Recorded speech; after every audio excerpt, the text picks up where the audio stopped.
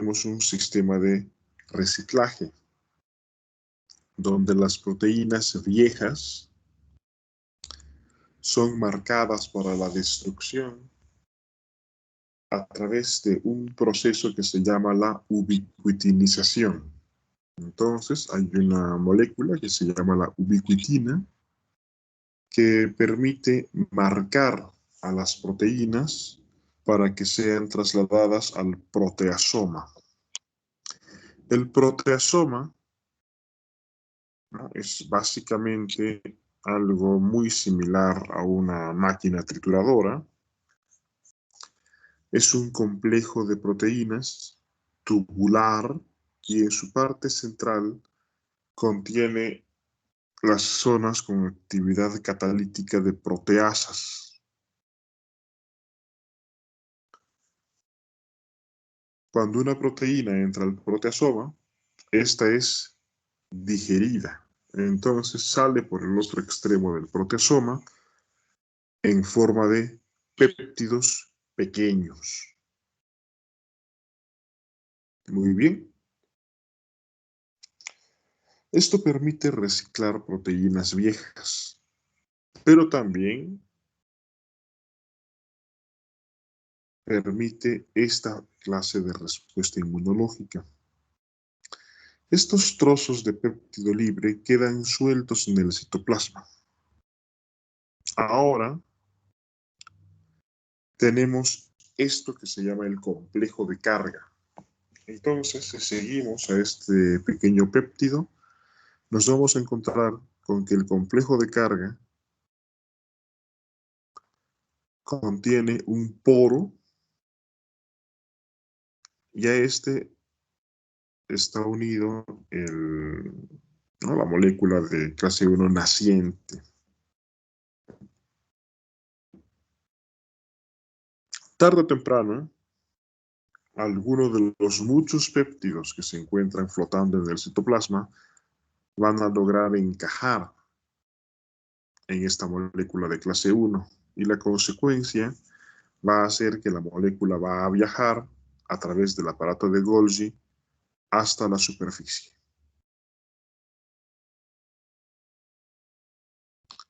Así entonces, esta es la manera en que normalmente ocurre la presentación de antígenos endógenos en la superficie de la célula sobre la molécula de histocompatibilidad de clase 1.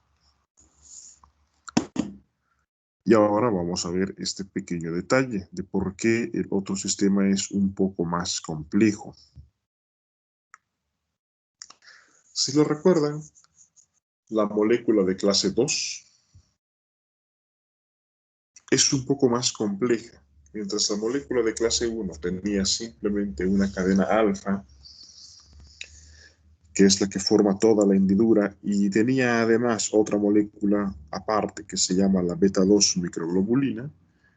En el caso de las moléculas de clase 2, la molécula de clase 2 está constituida de cadenas alfa, de cadenas beta y además de esta cadena invariante. ¿Qué es la cadena invariante? La cadena invariante es un pedazo de proteína que ocupa toda la hendidura de la molécula de clase 2. ¿No? Esto es distinto que lo que ocurre con la molécula de clase 1. ¿Por qué? Recuerden que tanto la molécula de clase 1 como la molécula de clase 2 están naciendo al mismo tiempo en el retículo endoplásmico rugoso.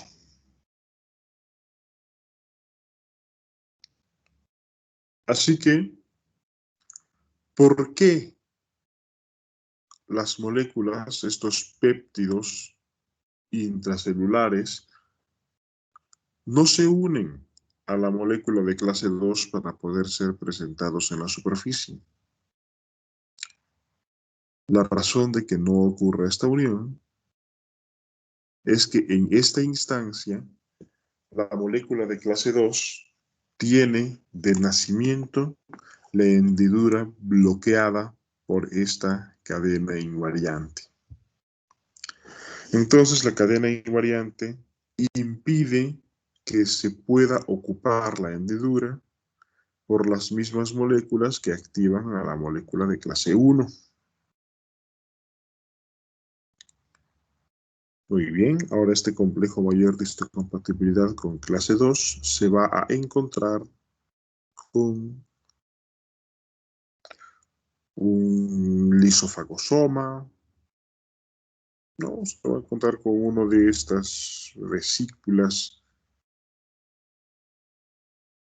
de algún producto que haya sido fagocitado.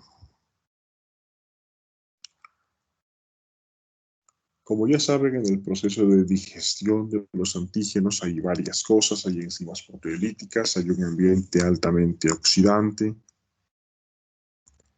Y bueno, finalmente lo que ocurre es que estas enzimas llegan a digerir a las proteínas de los gérmenes, aunque normalmente no en fragmentos tan finos como los que se obtienen por la digestión del proteasoma. Ahora, la molécula de clase 2 se une a esta vesícula de la endocitosis. Como fruto de esta unión, esta molécula de cadena invariante también va a ser destruida por las enzimas proteolíticas y finalmente esto va a permitir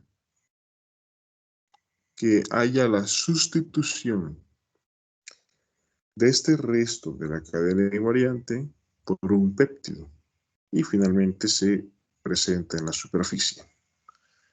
En resumen, todo este proceso ha impedido que las moléculas de origen intracelular tengan la posibilidad de poder ser presentadas a través de las moléculas de clase 2.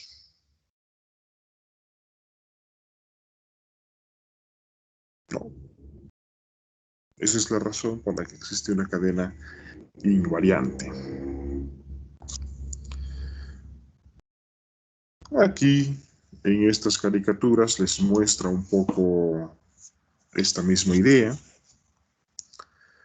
Les explica primero en la izquierda que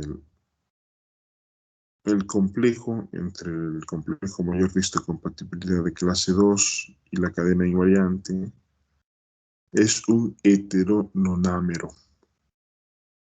Es decir, son transportadas en el aparato de Golgi de 3 en 3, siendo que cada uno tiene 3 componentes, ¿no? Cadena alfa, cadena beta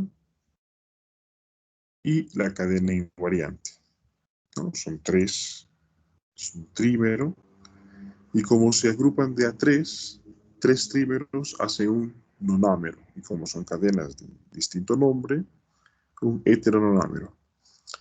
En la figura del medio les muestra cómo ha ocurrido la degradación de esta cadena invariante en el complejo. Estas proteasas rompen, en este caso, ha cortado el brazo se llama clip, ¿no? Este brazo clip se queda dentro de la hendidura y si hay un antígeno que de verdad tiene la posibilidad de unirse correctamente, va a haber una catálisis de uno de estos genes que vimos que estaba dentro del complejo mayor de histocompatibilidad de clase 2, que se llama DM. Este DM va a extirpar el resto de clip y va a introducir el péptido procedente del lisosoma.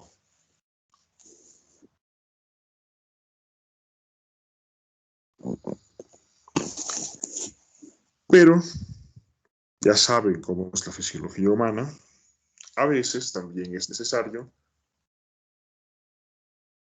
que este mismo proceso ocurra justamente al revés. A esto se lo llama la presentación cruzada. Entonces tenemos dos clases de presentación cruzada.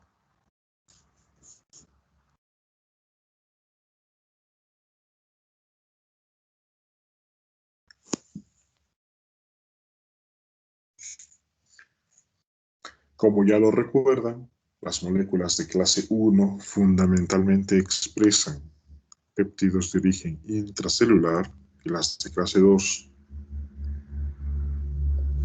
de origen extracelular.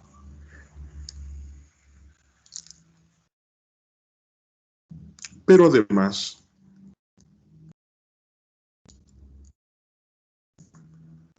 podemos notar esto.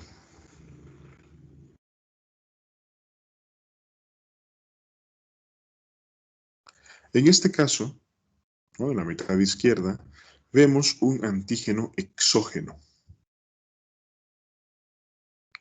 Este antígeno exógeno va a entrar a un endosoma, va a ser digerido, o también parcialmente digerido o aún entero, puede escapar de este endosoma directamente al citoplasma. Si escapa dentro del citoplasma, el mecanismo de defensa va a ser la activación del proteasoma. Entonces, esta proteína extraña va a ser digerida por el proteasoma y a partir de aquí va a ocurrir exactamente lo que ya conocen. Este fragmento va a ser montado sobre el complejo de clase 1 y va a ser presentado. Entonces, esto permite que se pueda tener respuesta de tipo celular frente a moléculas exógenas. Por otro lado,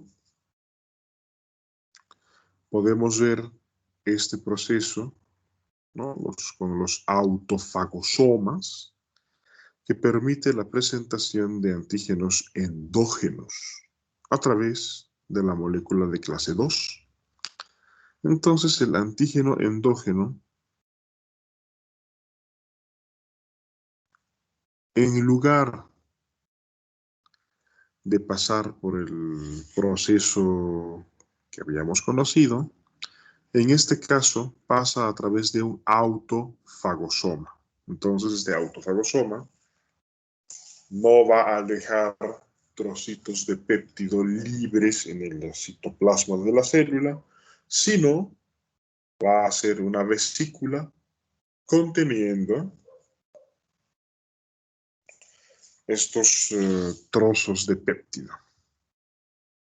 Como tengo esta vesícula también va a poder fusionarse con el complejo de clase 2 naciente, a partir de lo cual va a ocurrir exactamente lo mismo que habíamos visto con respecto a la presentación a través de la molécula de clase 2. Esto va a permitir hacer cosas como la producción de anticuerpos en contra de elementos intracelulares. Por ejemplo, nótese la importancia de esto en contra de los virus. Se calcula que aproximadamente entre un 5 al 10% de los antígenos son presentados de esta manera inversa, ¿no?, de esta manera cruzada, y el resto, la gran mayoría, son presentados de la manera canónica, ¿no?, de la manera convencional.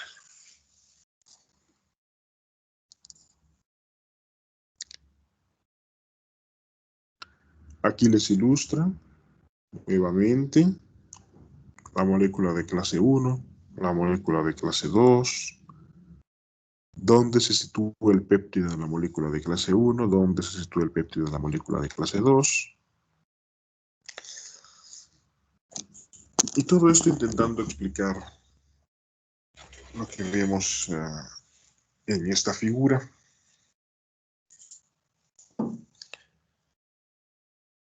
En la molécula de clase 1, la hendidura del complejo mayor de histocompatibilidad está hecha pues con un grupo de aminoácidos que ya saben que no tiene la variabilidad que tienen los anticuerpos, por ejemplo. Así que de todo el universo de posibles péptidos que se pueden generar como parte de la digestión de proteínas intra o extracelulares, el complejo mayor de histocompatibilidad solamente es capaz de reconocer ciertas moléculas tanto por su tamaño como también porque de una manera similar a la FAB de los anticuerpos, existen algunos aminoácidos que tienen alta afinidad para unirse a otros, ¿no? Anticuerpos, aminoácidos con carga eléctrica, con una configuración espacial cóncava, etc. Entonces, estos bolsillos van a permitir que los péptidos que contengan específicamente ciertos aminoácidos en esas posiciones, digamos, no sé, residuo 2, ácido aspartico, y residuo 9, triptófano, ¿no? Entonces, si un péptido cumple con esas condiciones de tamaño y tiene esos aminoácidos, esos sí van a ser presentados. Los que no cumplan con esos requisitos, aunque quepan, no van a ser presentados.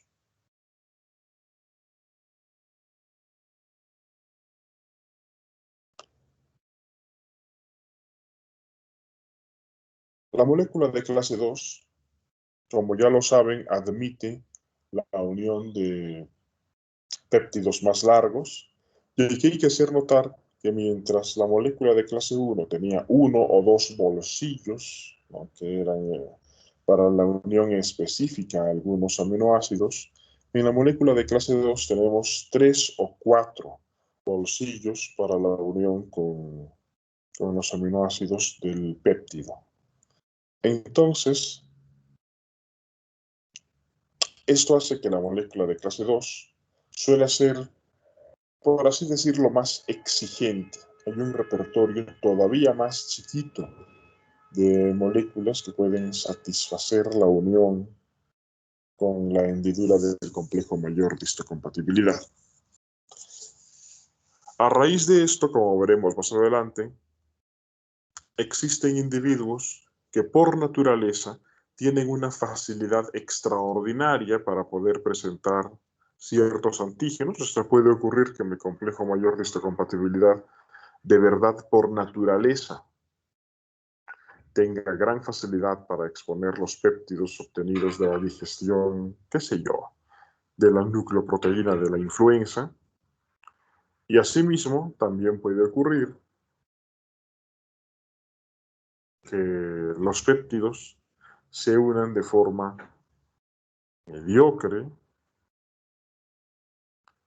y esto puede provocar que se tenga susceptibilidad natural a tener ciertas infecciones.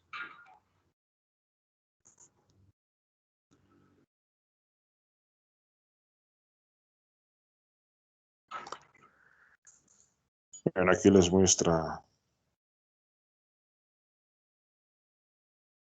el punto de unión de un receptor de célula T. Aquí les muestra cómo ocurre la presentación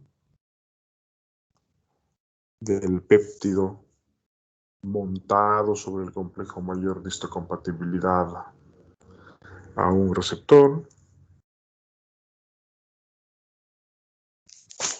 Aquí más de lo mismo, ¿no? Se puede notar en una vista, digamos, de frente y otra de perfil, cómo es que el péptido está unido a la hendidura del complejo mayor de histocompatibilidad. Aquí les está mostrando cómo en este caso tenemos una molécula de complejo de clase 2, eso está presentando antígeno a un receptor TCR, y estamos viendo cómo el receptor CD4 de esta célula T se está uniendo con el complejo mayor de histocompatibilidad de clase 2. Y es esto lo que determina lo que habíamos hablado, ¿por qué son las células CD4 las que se unen a las moléculas de clase 2 y las CD8 a las de clase 1? Básicamente eso está determinado por este correceptor. Si hay CD4, el CD4 se va a enlazar a las moléculas de clase 2. Eso es lo que va a estabilizar la unión en la presentación del péptido al receptor de la célula T.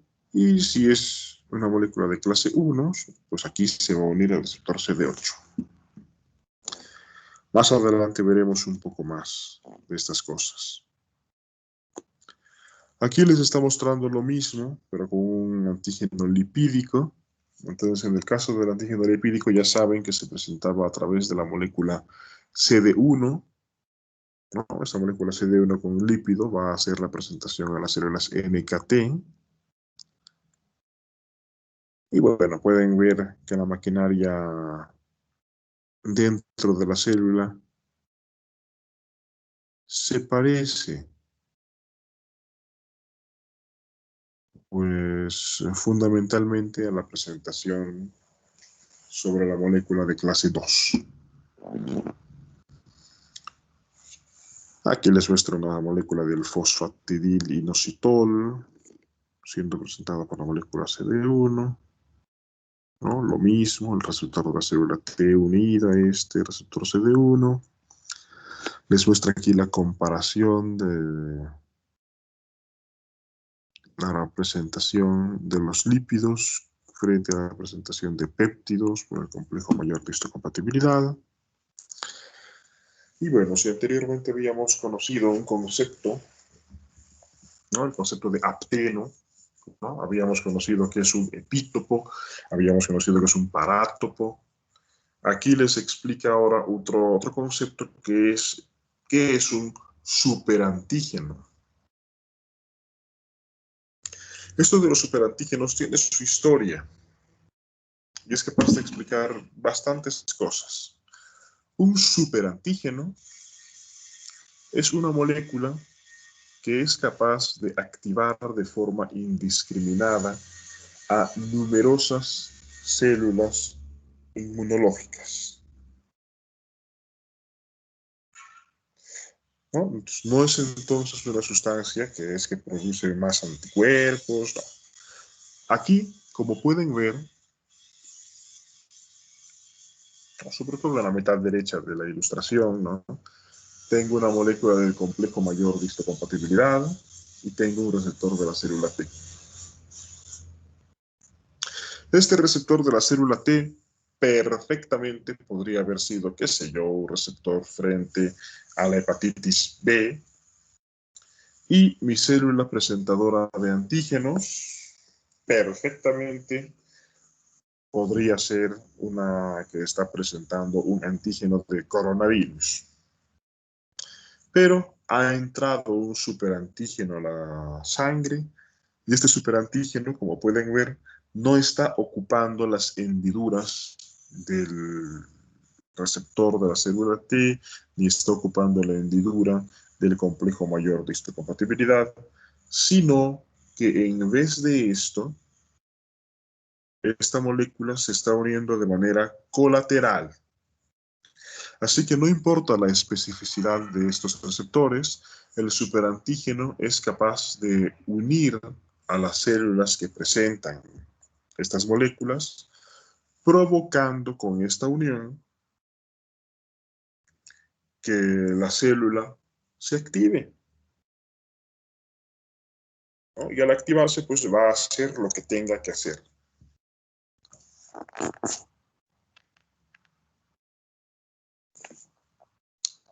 Entonces, el primer superantígeno que alcanzó la fama es la toxina del síndrome del shock tóxico, ¿no?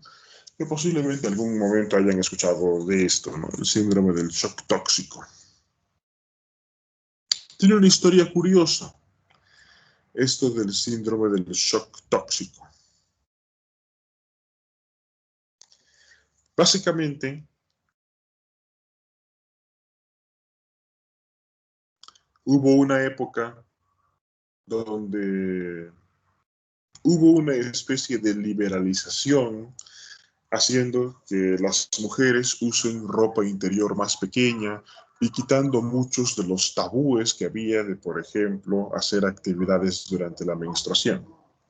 Entonces, el sumum de esto fue la aparición de los tampones. Los tampones permitían utilizar ropa interior mucho más pequeña y además permiten absorber todo el flujo sin que queden restos en el exterior. Pero los tampones de primera generación no eran exactamente como los de ahora. Así que empezó a pasar algo. Sobre todo algunas jovencitas aparecieron a tener sepsis, ¿no? Empezaron a tener fiebre alta, caída de la presión arterial y todo esto, ¿no? Síndrome típico de un choque séptico. Sin embargo, al hacerles hemocultivos, al intentar aislar algún microorganismo en algún lado, no había microorganismos. Algunas de estas chicas tuvieron coagulación intravascular diseminada y todas esas cosas y acabaron muriendo. Se encontró rápidamente en las autopsias que muchas de las chicas que habían sufrido esta descompensación se encontraban al momento de la muerte con un tampón en la vagina. Entonces se hizo el estudio del tampón. En la sangre que estaba retenida en el tampón había el crecimiento de un Staphylococcus aureus. Pero ese estafilococo no había penetrado a la circulación. Entonces, ¿qué pasó? Que este estafilococo produce una toxina, ¿no? La proteína del síndrome del shock tóxico. Y esto ocasionaba esta activación indiscriminada del sistema inmunológico de la chica que estaba, ¿no? De la usuaria del tampón. Como resultado, había una tormenta de citocinas. Entonces, no hay germen dentro, pero el cuerpo se comporta como si sí hubiera una infección abundante. Y la consecuencia de esto, pues, la caída de la presión arterial, hipoxia tisular, remanso vascular con coagulación, etcétera. Todas las cosas que ya conocen que pueden salir mal. A eso se le llamó el síndrome del shock tóxico. Como consecuencia del síndrome del shock tóxico, se empezaron a hacer tampones con hilos muy largos, muy redundantes, para que de verdad, sí o sí, el hilo pueda salir al exterior. De esa manera sea difícil que la persona se mantenga con el tampón por demasiadas horas seguidas sin que lo advierta. Entonces, eso es uno de la primera enfermedad ocasionada por superantígenos descrita. Hay otra. Hay otras, ¿no? Esto típicamente afecta a los linfocitos T, pero también puede ocurrir que haya superantígenos para linfocitos B. En todos estos casos, el superantígeno, como ya lo pueden ver, es capaz de activar a grandes proporciones, incluso al 10, al 20% de todos los linfocitos presentes en el cuerpo, y es esto lo que provoca esta reacción a veces fatal. Así que, en resumen, aquí les muestra qué es lo que pasa con la unión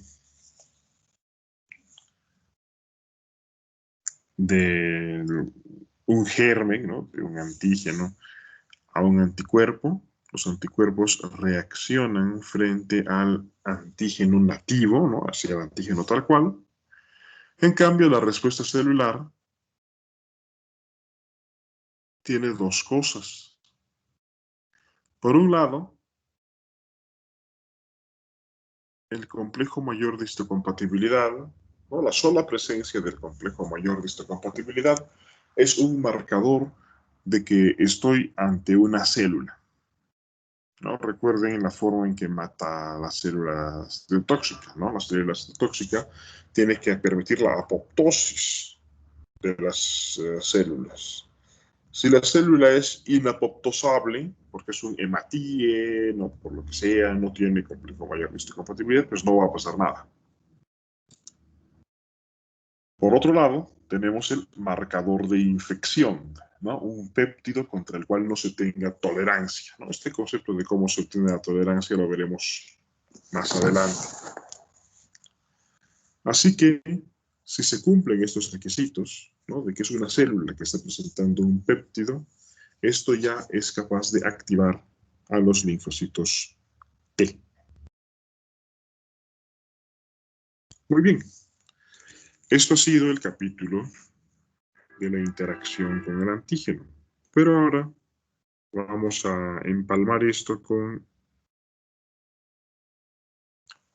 el inicio del capítulo de activación de los linfocitos.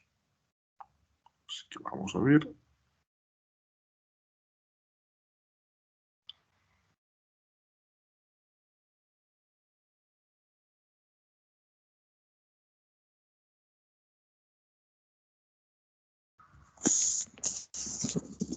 En esta diapositiva les muestra la intensidad relativa de la interacción entre distintos receptores y sus ligandos.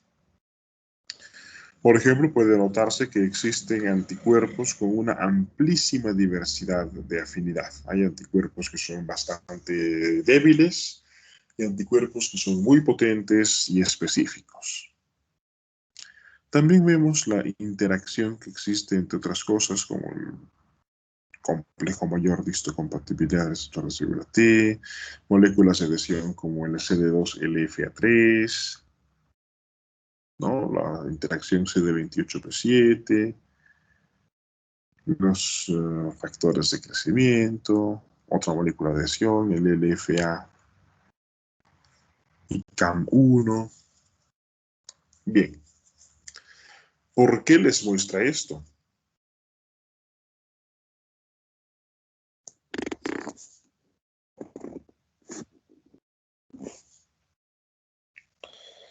Saben que las células no tienen ojos para poder acoplarse, ¿no?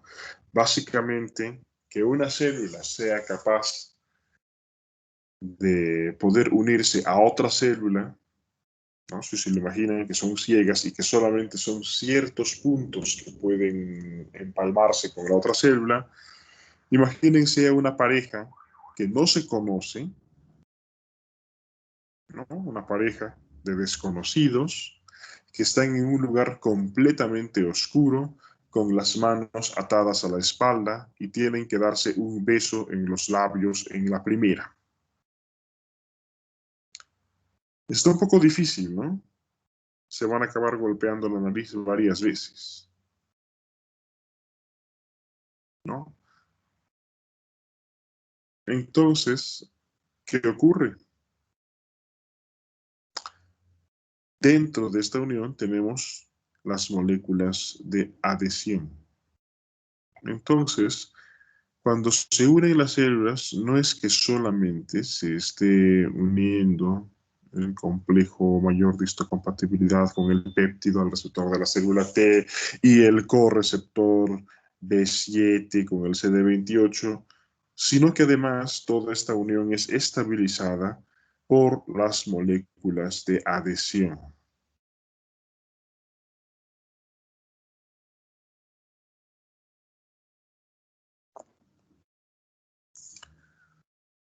En este caso, podemos ver la interacción que tienen unas células T con unas células dendríticas, ¿no? Se puede notar como de una célula dendrítica, pues contemplamos la unión de varias células T simultáneamente. Y aquí vemos un concepto que se llama la activación de adentro para afuera. Si lo recuerdan, teníamos moléculas de adhesión y estas moléculas de adhesión frecuentemente se encuentran inactivadas. Estas moléculas de adhesión se encuentran de tal manera que no son capaces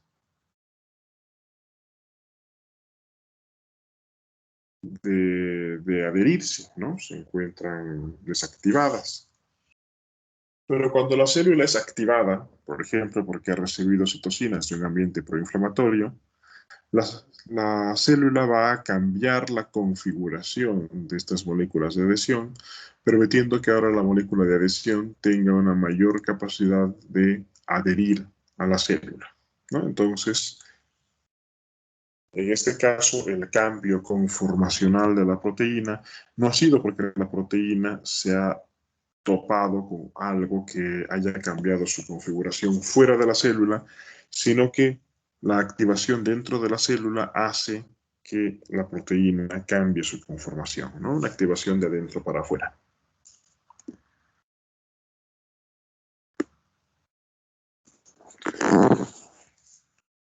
Bien, cada vez vamos a ver un poquitito más de complicación. Así que vamos a ir pasando lentamente, hablando mucho, y para que lo puedan digerir, ¿no? Vamos a pasar estos temas más complejos más lentamente para que más bien tengan más tiempo de leer el texto, de repasar, aprovechando los minutos en que ya hayamos cortado. Aquí podemos observar el complejo correceptor de la molécula CD3. Entonces, tengo al receptor de la célula T y el receptor de la célula T está unido dentro del citoplasma con este complejo CD3. Y pueden ver en este complejo CD3 que tengo estos ITAM, ¿no? Estos motivos activadores inmunológicos basados en tirosina.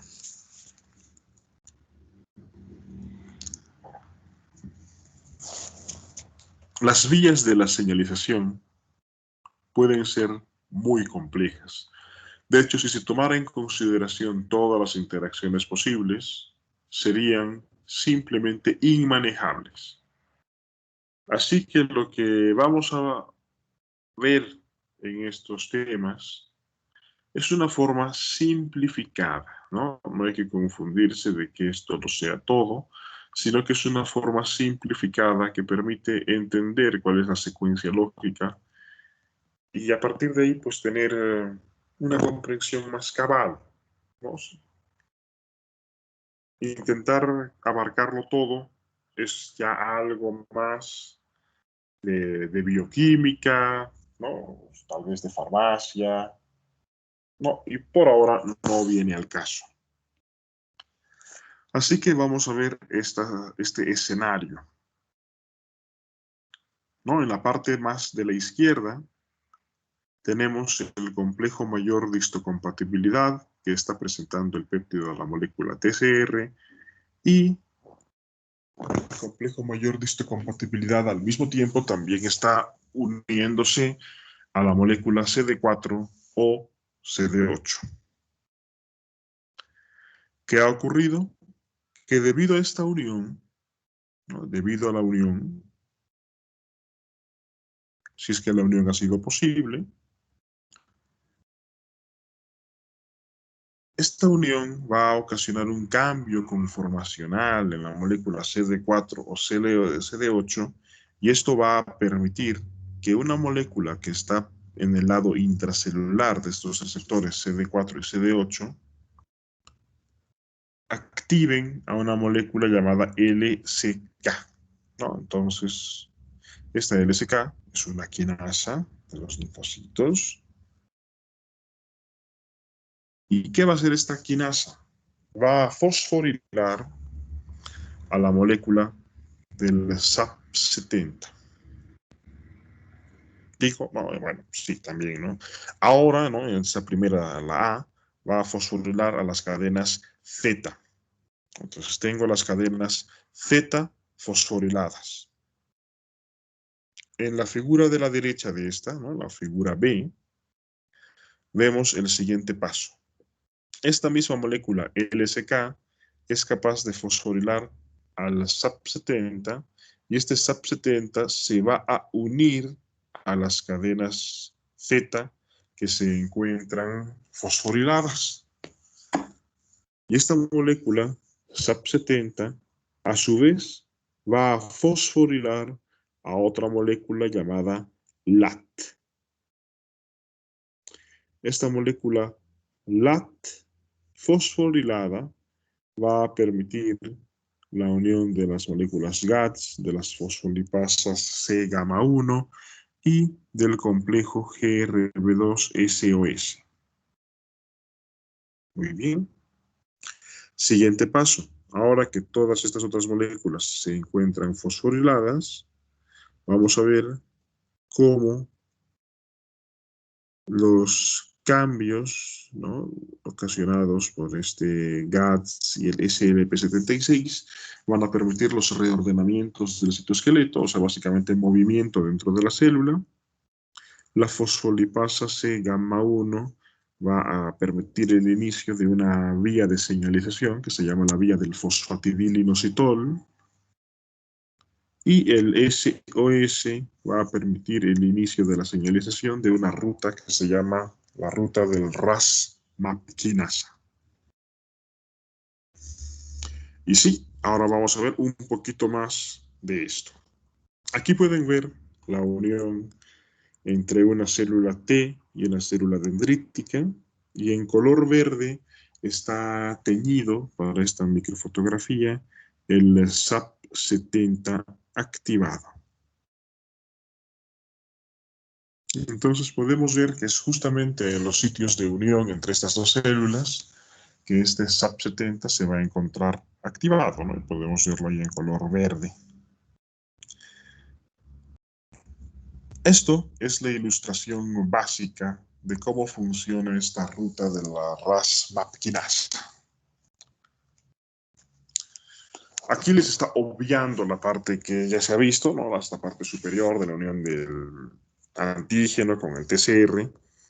Entonces, básicamente les está mostrando que esta molécula, el SOS, va a ser capaz de fosforilar a una molécula que está pegada en la parte interna de la membrana citoplásmica, que se llama RAS.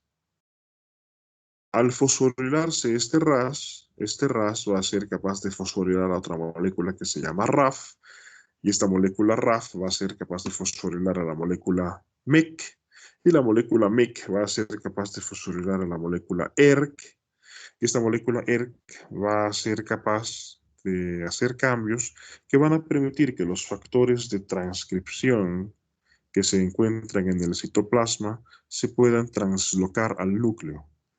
Los factores de transcripción, estando dentro del núcleo, van a reconocer ciertas secuencias de ADN, permitiendo que éstas sean copiadas en ARN y así permitir la síntesis de proteínas. Entonces, después de toda esta cadena, el fruto es uno de ellos, ¿no?, para esta ruta, la síntesis de proteínas. Y uno se puede preguntar, ¿no? ¿Y por qué es necesario? ¿No? ¿Por qué no hay una molécula que directamente vaya, entra al núcleo y lo hace? Es que realmente el tino, la cantidad de activación que tiene que tener la célula, tiene que ser perfectamente medida. Ni mucho ni poco. Tener un sistema así de redundante, con muchas capas, sí aumenta el riesgo de que haya error, ¿no? Cuando un componente es muy complejo, cuando tiene muchas partes, es más fácil que puedan surgir problemas, ¿no? Es más fácil, pero es necesario para que haya una regulación fina, porque recuerden que cada célula no tiene una única vía de activación, tienen numerosas vías de señalización, son varias. y algunas de ellas utilizan elementos en común. Entonces, las rutas de señalización interactúan dentro de una misma célula. Entonces, cuando empieza a sobrar de una cosa, esto hace que se desactive en otra ruta la otra, y así sucesivamente. ¿No? Esa es la razón por la que estas cosas tienen tantos pasos. Pues habrá ocurrido en la evolución otras variantes mucho más sencillas y parece que no les fue tan bien.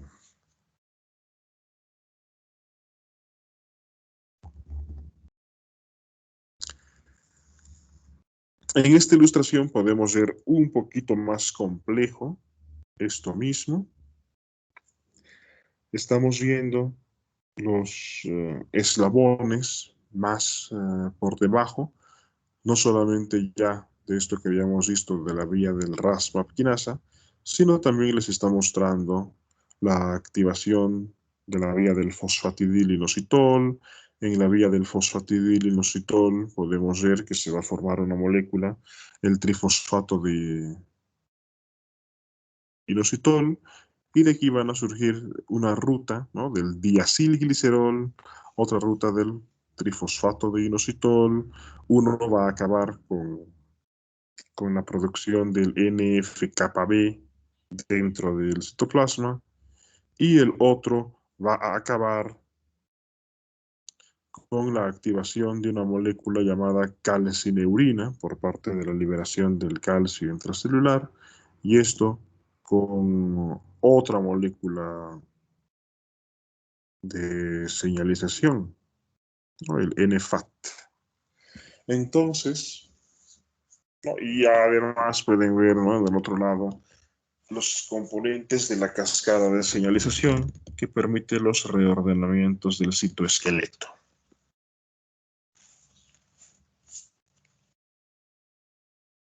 Con fines académicos, de la clase que tenemos ahora, no es muy importante que se aprendan estas cascadas de señalización de memoria, ¿no?, de que recuerden que el RAS activa al RAF, el RAF al MEC, el MEC al ERC, el ERC al CIFOS y al HUM. No. Pero sí que recuerden en qué cascada de señalización está cada cual, o sea, que sepan que el MEC forma parte de la vía de señalización del RAS-MAP quinasa, ¿no?, o que el SLP76 permite los reordenamientos del citoesqueleto. O sea, con que sepan qué molécula está presente en cada uno es suficiente, ¿no?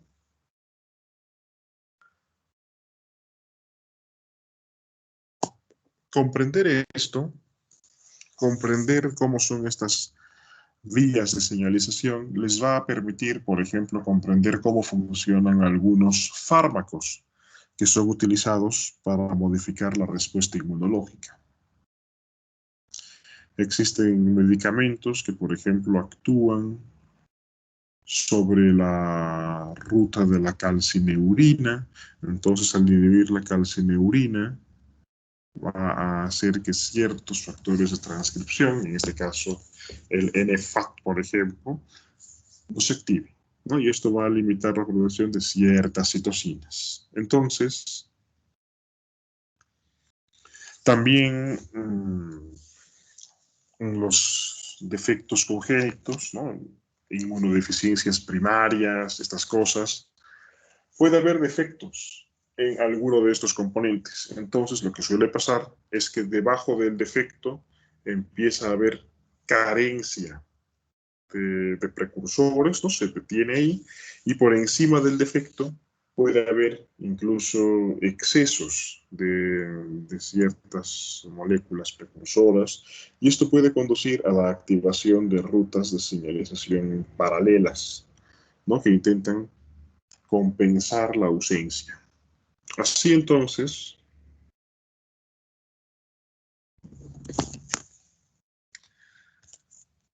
es muy conveniente que se aprendan en qué ruta de señalización se encuentra cada una de estas distintas moléculas. Aquí, por ejemplo, estamos viendo en color amarillo la liberación de calcio dentro de esta célula T. Entonces, la célula B está actuando como célula presentadora de antígenos.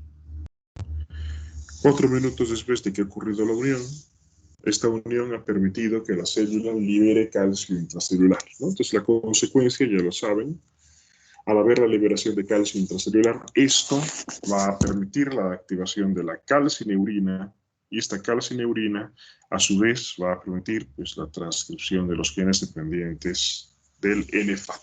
Ahora, conocen, por ejemplo, un medicamento que se llama la ciclosporina, ¿no? Es un medicamento inmunosupresor usado sobre todo en trasplantados. Y ahora noten que esta ciclosporina es un inhibidor de la calcineurina. Entonces, ¿cómo funciona la ciclosporina? Impidiendo que la calcineurina pueda activarse como consecuencia de la elevación del calcio intracelular. Entonces, a partir de ahí ya no pasa nada más. Naturalmente, como se activan factores de transcripción, una de las cosas es que vamos a tener genes que se expresan en más cantidad y también vamos a tener genes que se expresan en menor cantidad, ¿no? Y eso es lo que intenta mostrarle esto, ¿no? Que hay genes con regulación al alza y otros con regulación a la baja. Bien. Cuando ya pensaban, qué complicado ya se está poniendo, pues bueno, tengo que decirles que existen diversas estirpes de linfocitos T. Así que, primero, esta célula dendrítica madura se unió a un linfocito T virgen. Como consecuencia de esta unión, estos linfocitos T son activados. Pero cuando se activan, no solamente se activan, sino que también maduran, se especializan. Así que, por ejemplo, la activación de estos factores de transcripción, ¿no? Eso, por los receptores y su activación que se encuentran en el medio donde ha ocurrido la activación de la célula T, van a permitir la diferenciación a una célula TH1. Las TH1 son las células que facilitan la inmunidad celular. Entonces, estas células se caracterizan por producir unas moléculas que son el factor de necrosis tumoral alfa y el interferón gamma. Por otro lado, también se podría especializar esa célula T en ser una célula TH2. Esta célula TH2 va a producir citocinas importantes para la síntesis de anticuerpos, ¿no? La interleuquina 4, 5, 6, 13. Pero también existen las células TH17, estas sobre todo tienen participación para facilitar el proceso de fagocitosis, ¿no? Retirada de células muertas y estas cosas. Y esta célula TH17 produce fundamentalmente interleuquinas 17, pero también interleuquina 23, interleuquina 22. Y tenemos las células T reguladoras. En estas células T reguladoras tenemos la función de bloquear la respuesta inmunológica, enlentecer la respuesta inmunológica. Entonces, esta célula, para poder conseguir este objetivo, produce unas citocinas inhibidoras, como son la interleuquina 10 y el factor transformador de crecimiento beta. Esta función reguladora es justamente una de las cosas que impide que tengamos sepsis con cada gripe que nos da. Permite que la respuesta inmunológica sea simplemente acorde a la magnitud de la agresión, ¿no? Ni más ni menos.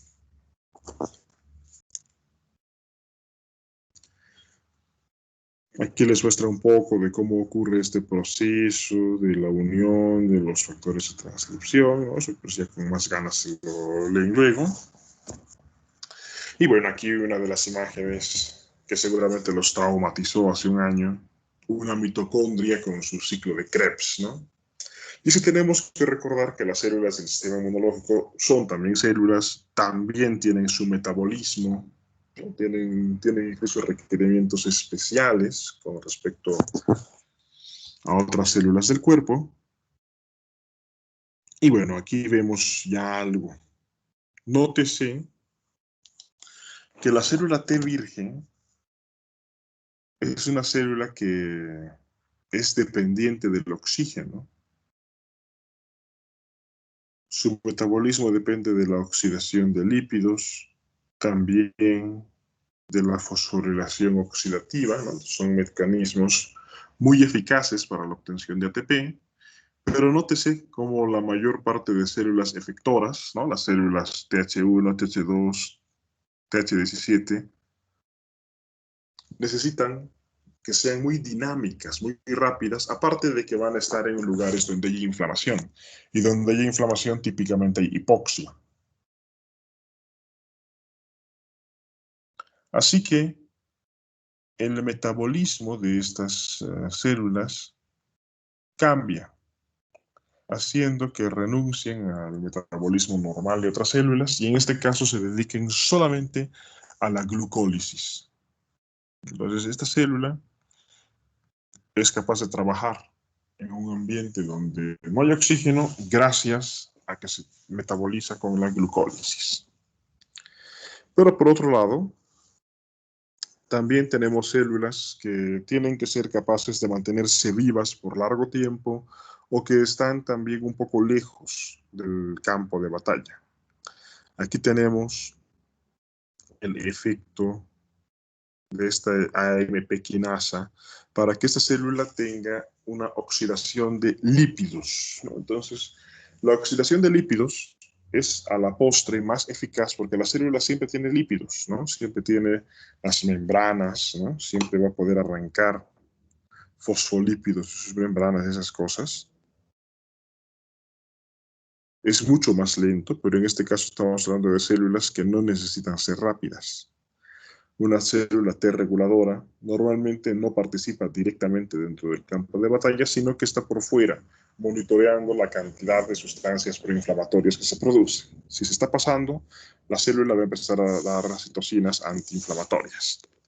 O la célula T de memoria. La célula T de memoria tiene que vivir largos años, entonces puede permitirse un metabolismo más lento y eficiente, como la oxidación de lípidos. Nótese entonces que si yo cambio el metabolismo del azúcar, por ejemplo, de alguna manera, esto va a cambiar la función de estas células. Por ejemplo, una molécula muy conocida, muy usada para la diabetes, que se llama la metformina, es capaz de facilitar la producción de más células T reguladoras y más células T de memoria. Y se ha visto que las personas diabéticas que están consumiendo metformina tienen, por ejemplo, menos riesgo de cáncer que otras personas. Así pues, cambios en el metabolismo, el uso de medicamentos, cambios en la dieta, son cosas capaces de poder modificar la respuesta inmunológica.